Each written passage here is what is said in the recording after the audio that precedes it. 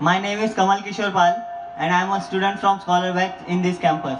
And my question for you is, according to Islam, it is said that God has created human beings who would worship Him.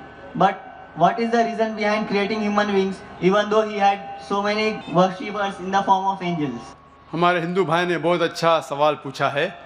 اس نے کہا کہ خدا نے انسان کو بنایا ہے تاکہ وہ خدا کی عبادت کر سکے.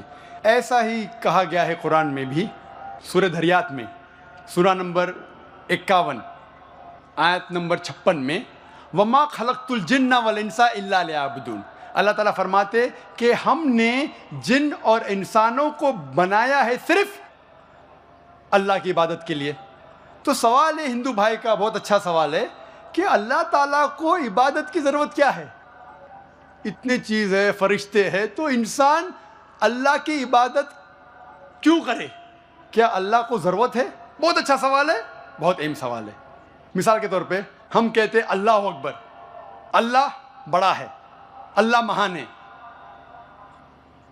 ہم اللہ مہان بولنے سے اللہ مہان نہیں ہو جاتا ہے. ہم بولے یا نہ بولے اللہ مہان ہے، اللہ اکبر ہے.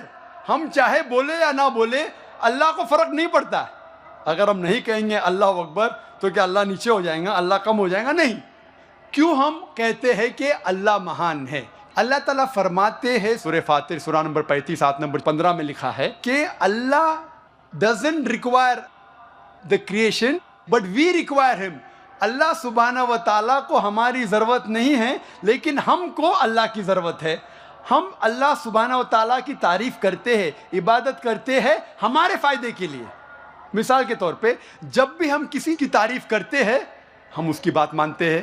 مثال کے طور پہ اگر آپ کی والدہ کو ہارٹ اٹیک ہوتا ہے اور آپ جانتے ہیں کہ ایک ہارٹ اسپیشلسٹ جو دنیا میں سب سے بہتر ہے وہ آپ کے پاس آتا ہے یا موجود ہے، اور ایک کویک ہے، ایک اجنبی انسان، اگر وہ اجنبی انسان آپ سے کچھ کہیں گا کہ آپ کے والدہ کو بچانے کے لیے یہ چیز کرو، اور ایک مشہور ہارٹ اسپیشلسٹ جو آپ بھی جانتے ہیں اگر وہ کہیں گا کہ آپ کے والدہ کو بچانے کے لیے یہ کرو، آپ کس کی بات مانیں گے؟ آپ مانیں گے ہارٹ اسپیشلسٹ کی بات. کس کی بات؟ Heart specialist. کیوں؟ وہ ہارٹ اسپیشلسٹ مشہور ہارٹ اسپیشلسٹ ہے. اسی طریقے سے ہم جب اللہ کی عبادت کرتے ہیں، ہم مسلمان، ہم اللہ کی تعریف کرتے، الحمدللہ رب العالمین الرحمن الرحیم مالک یوم الدین، سب تعریف کرتے ہیں اللہ کی. جب ہم تعریف کرتے ہیں کہ وہ حاکم ہیں، وہ رحمت والا ہے، وہ سب سے بڑا ہے، سب سے زیادہ جاننے والا ہے، تو اللہ کو تو فرق نہیں پڑتا ہے. لیکن ہم جب ان کی تعریف کرتے ہیں اس اللہ کی، تو اللہ جو اپنی کتاب قرآن مجید میں ہدایت دے رہا ہے ہم اس کے اوپر عمل کرتے ہیں.